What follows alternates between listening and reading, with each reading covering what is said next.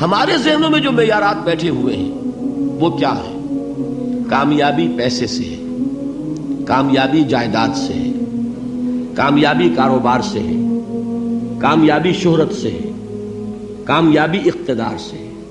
یہ معیارات ہیں. جو جتنا دولت مند اتنا کامیاب، جو جتنا مشہور اتنا کامیاب، جو جتنا پاپولر اتنا کامیاب، جو حکومت پر پہنچ گیا کامیاب، جس نے بڑا کاروبار جما لیا کامیاب، جس نے بہت جائیداد بنا لی کامیاب. یہی ہے اصل میں ساری بس کی گانٹھ. جو تصور کامیابی کا ہوگا اسی کے مطابق آپ کی بھاگ دوڑ ہوگی، اسی کے لیے جد و جہد ہوگی، اسی کے لیے توانائیاں صرف ہوں گی، اسی کے لیے دن رات کی مشقت ہوگی. یہ ہے اصل شے جس کی یہاں نفی ہو رہی ہے. کامیابی دولت سے نہیں، کامیابی شہرت سے نہیں، کامیابی اقتدار اور طاقت اور حکومت سے نہیں، بلکہ کامیابی ہے ایمان سے، عمل صالح سے، تواصی بالحق سے، تواصی بالصبر سے. آپ غور کیجئے اس نقطہ نظر کا، اس ایٹیچیوڈ کا، یہ جو مینٹل ایٹیچیوڈ ہے اس کا بدل جانا ہی انسانی شخصیت کے اندر انقلاب برپا کرے گا. اب آپ کا نتیجہ کیا نکلا؟ اگر تو دولت سے کامیابی ہوتی تو قارون بہت کامیاب تھا، اگر حکومت سے کامیابی ہوتی تو فرعون اور نمرود بہت کامیاب تھے. کامیابی ان سے نہیں ہے. کامیابی انسان دولت میں قارون کی دولت تک پہنچ جائے اور دنیا میں دبدبہ اور اقتدار اور سلطنت اور حکومت کے اعتبار سے وہ نمرود اور فرعون کا مقام حاصل کر لے، وہ ناکام ہے، خائب ہے، خاسر ہے، برباد ہے. اور ابو ذر غفاری کامیاب ہے، چاہے ان کے پاس کچھ نہیں تھا، جھونپڑی تک نہیں تھی، کوئی گھر نہیں تھا. حضور نے فرمایا ہے اللہ کے کچھ بندے ایسے ہوتے ہیں جو کسی محفل میں جانا چاہیں تو انہیں اجازت نہ ملے، جو کہیں اگر رشتہ کرنا چاہے کوئی ان سے رشتہ کرنے کو تیار نہ، کہیں کوئی سفارش کرنا چاہے تو ان کی کوئی بات ہی نہ سنے. لیکن اللہ کے ہاں ان کا وہ مقام ہے کہ اگر بھولے سے بھی کسی بات پر قسم کھا بیٹھتے تو اللہ ان کے قسم کی لاج رکھتا ہے. یہ ہے فرق. یہ جان لیجیے اچھی طرح.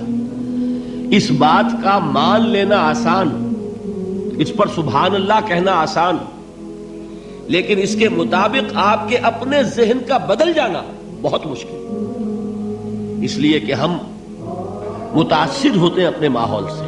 وہ بڑا محل ہے، دیکھ کر ایک دفعہ جھجری آتی ہے، وہ بڑی سی 20 فٹ لمبی کار سناٹے کے ساتھ آپ کے پاس سے گزر گئی.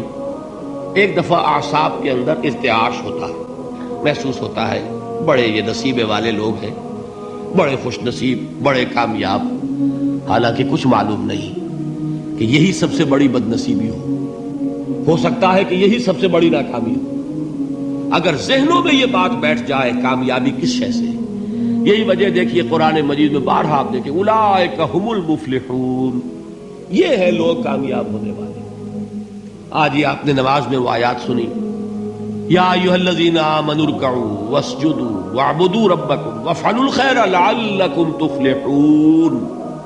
اے ایمان والو، رکوع کرو، سجدہ کرو، اپنے رب کی پرستش اور بندگی کرو اور اچھے کام کرو تاکہ تم کامیاب ہو جاؤ. تو کامیابی کن چیزوں سے ہے؟ یہ ہے سب سے بڑا سبق. یہ ہمارے دل میں اگر بات بیٹھ جائے، ٹھک جائے، تو زندگی بدل جائے گی. صبح و شام بدل جائیں گے، نقشے بدل جائیں گے، بھاگ دوڑ کا رنگ بدل جائے گا، ویلیو سٹرکچر بدل جائے گا. آج وہ ایک چیز نہایت اہم نظر آ رہی ہے، کل نہایت غیر اہم نظر آئے گی. جیسے کہ حضور کی حدیث ہے مالی ولد دنیا، مجھے تمہاری اس دنیا سے کیا سروکار ہے. انما مثلی کراکب استظل تحت شجرۃ ثم راح فترکها، میری مثال تو اس سوار کی سی ہے جو تھوڑی دیر کے لیے ایک درخت کے سائے میں ٹھہرتا ہے سستانے کے لیے، پھر وہ اپنا راستہ لیتا ہے. اسے اس درخت سے مستقل تعلق اس کا نہیں ہے، وہ اس کا گھر نہیں، وہ اس کی منزل نہیں. اسی طرح یہ دنیا میرا گھر نہیں ہے.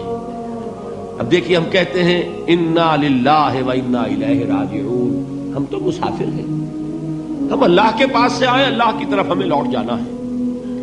کن فی الدنیا کانک غریب و عابر سبیل، حضور فرماتے ہیں دنیا میں ایسے رہو جیسے کہ تم اجنبی ہو یا راہ چلتے مسافر. لیکن یہ طرز عمل کب ہوگا؟ جبکہ یہ آیت ہمارے ذہنوں کے اندر بیٹھ گئی ہو.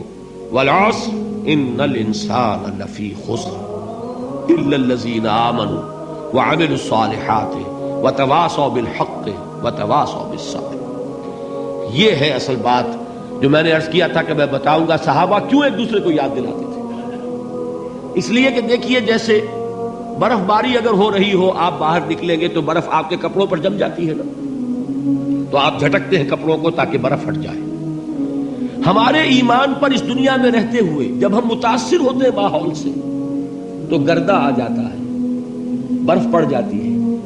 اس کو جھٹکتے رہنے کی ضرورت ہے، اور وہ جھٹکنے کی بہترین اور مؤثر ترین شکل یہی ہے کہ یاد رکھو کامیابی ان چیزوں سے نہیں ہے. چمک دمک جو ہے دنیا کی، یہ ساری چمک دمک جو تمہیں رجھا رہی ہے، جو تمہیں اپنے اندر گم کیے ہوئے. یہ لفظ گم پر اقبال کا وہ شعر یاد آ گیا کہ کافر کی یہ پہچان کے آفاق میں گم ہے، اور مومن کی یہ پہچان کے گم اس میں ہے آفاق. تم گم نہ ہو کر رہ جاؤ، اس میں مبہوت نہ ہو کر رہ جاؤ، مرعوب نہ ہو کر رہ جاؤ. دنیا ہی کی محبت تمہارے اوپر ڈیرے نہ ڈال دے، تمہارے دلوں کے اوپر مسلط نہ ہو جائے. لہذا تازہ کرتے رہا کرو والعصر ان الانسان لفی خسر الا الذین آمنوا وعملوا الصالحات وتواصوا بالحق وتواصوا بالصبر. پھر یاد کر لو، پھر تازہ کر لو اپنے اس یقین کو کہ کامیابی دولت سے نہیں، کامیابی ثروت سے نہیں، کامیابی اقتدار سے نہیں، کامیابی شہرت سے نہیں، کامیابی جائیداد سے نہیں. کامیابی ہے ایمان سے، کامیابی ہے عمل صالح سے، کامیابی ہے تواصی بالحق سے، کامیابی ہے تواصی بالصبر سے. یہ چار چیزیں ہیں کہ جو کامیابی کے لوازم